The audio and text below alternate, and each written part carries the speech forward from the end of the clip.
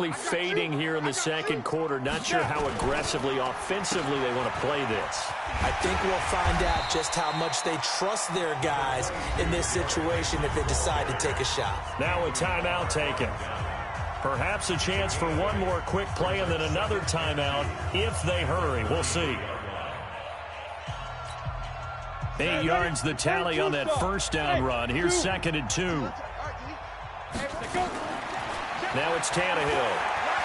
Looking here for Smith downfield. And that is going to be pulled in one-handed. Wow. Time for a break. We've hit halftime. 2 quarters down. 2 still remain. We step aside. This is the NFL on EA Sports. Both teams appear ready for the fight ahead, and we resume action here in quarter number 3.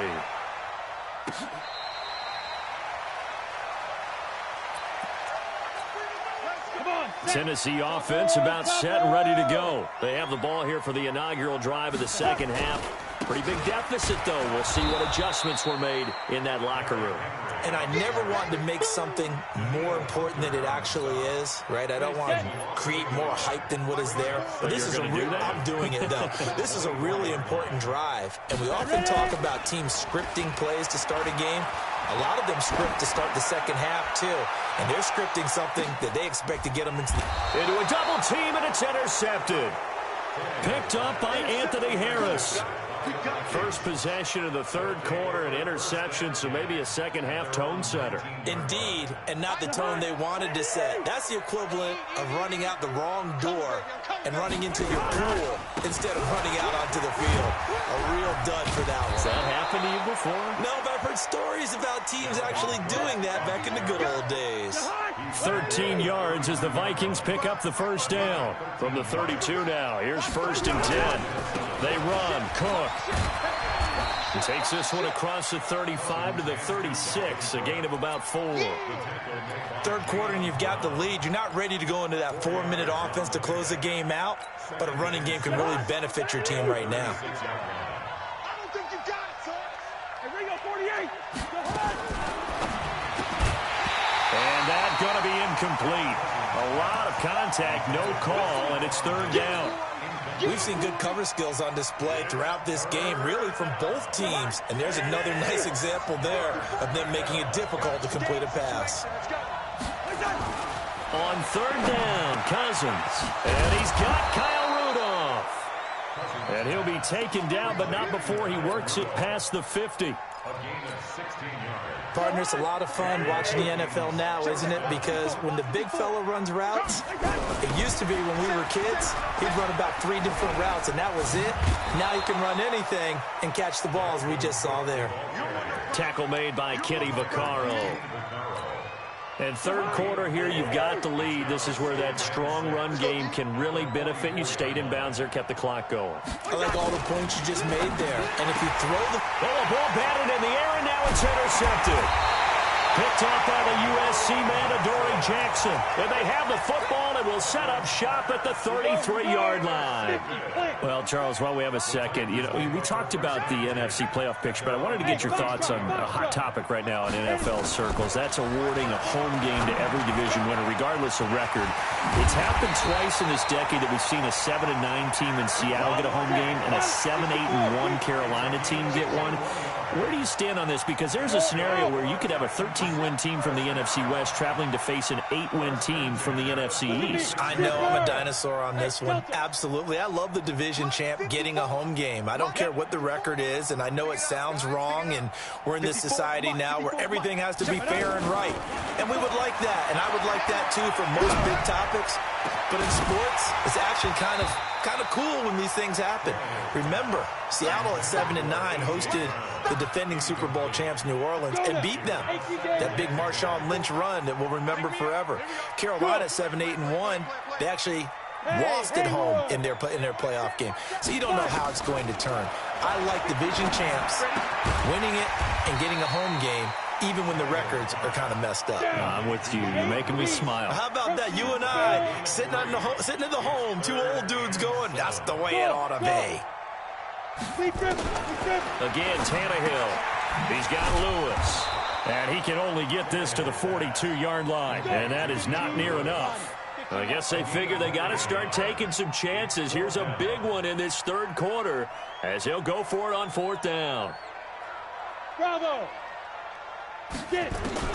They snap it to Tannehill. He's got the first down here inside the 30. And he'll be brought down at what's going to turn out to be the final play of this third quarter. Back now in Nashville. It's Titan football here as they trail to begin the fourth quarter.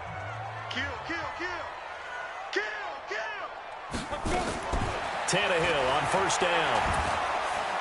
Under pressure, and down he goes. They sack him back at the 36. And plays like that really hurt play calling. They had a really nice gain on the previous play, but gave about half the yardage back on the sack. Excellent pressure up front. Nowhere to go with the football. Down he goes. Throwing on second and long. Tannehill. He's going deep for Brown. And that will be incomplete. Tried to dial up the long way out there, but it'll be third down. The Titans on third down. They've hit 2 for 4 thus far. This will be 3rd and 19.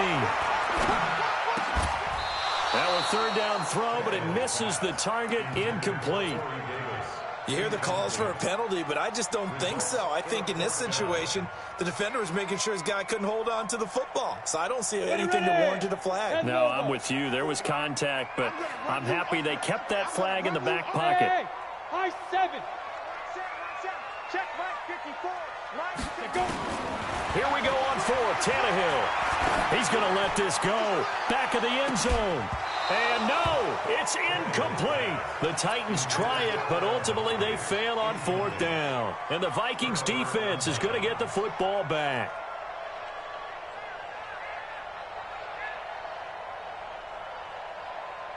Here are the Vikings now to start their next drive. Now, there are 2 scores on the plus side. Still time here in this fourth quarter, but maybe you start thinking about playing keep away? Yeah, I think here's the situation. You're not thinking touchdowns anymore. You're just thinking first downs. To keep up with your theme there, playing keep away, first downs, they can't touch the ball. Clock continuing to run. They'll probably wind this all the way before snapping it on second down. Here's a quick hitch route, and the throw complete. The Titans going to use the first of their timeouts. That'll leave them with 2 remaining. We'll be back after this. The Vikings on third down. A perfect 3 for 3 as they look to keep that streak going. They're up against a 3rd and 1 situation. Call that a loss of 7 to bring up 4th. Now Tennessee going to use the second of their timeouts. That's going to leave them with just 1 remaining here in this fourth quarter. Colquitt on to kick as he sends it away. Here comes Humphries on the return. A great return there of 22 yards. And it'll be Titan football. The Titans offense set to begin the drive. They had a great drive going last time. They were moving the ball, and then all of a sudden it just stalled out. So we'll see what they can do here, Charles. And it's always easy to second guess when you don't get it on a fourth down try. But they had to like the feeling that they had going on offense. They want to continue to see if they can capture that again on this drive and maybe get in the same position. Yeah, and that's, like I said, they were moving the football. It's not like they went 4 and out, so I don't think it's a deal where the offense doesn't have confidence. No, I agree with you totally on that one. If anything, they may have gained more confidence. Okay, they stopped us once. That's all right. Let's keep moving it. Make them do it again. So the Titans in possession of the football here as we get you reset. And let's see what they've come up with offensively after having time to talk it over. On first down, Tannehill sets up the screen to Lewis. And he'll lose yardage on the play back at the 37-yard line. That's going to wind up a loss of a full 3 yards on first down. Throwing again on second down. Tannehill, now a desperation throw deep downfield. And this is going to wind up incomplete. The coverage there too strong on the deep ball, and now they face a third down. An incomplete pass on that last play, and that means they'll need to come up with something here on third down. He finds Humphries. And he'll be corralled out across midfield down to the 45. On first and 10, Tannehill. He's going to let it fly. And this is intercepted, but they'll say out of bounds. Oh, very close to a turnover there in the end zone. He was trying to get it to A.J. Brown that time, but it's going to be second down. So now 2nd and 10 after the incompletion on first down. Tannehill throwing again. He finds Corey Davis. And he's taken down inside the 30. And this is going to turn into another first down as the tackle is made at the Vikings 28. Now a play fake here on first down. It's caught. Smith. And he'll be brought down inside the 20 at the 19. That was the 8th play of the drive, so a somewhat fitting pickup of 8 yards. And this is intercepted, and that should do it. Picked off by the linebacker, Eric Kendricks.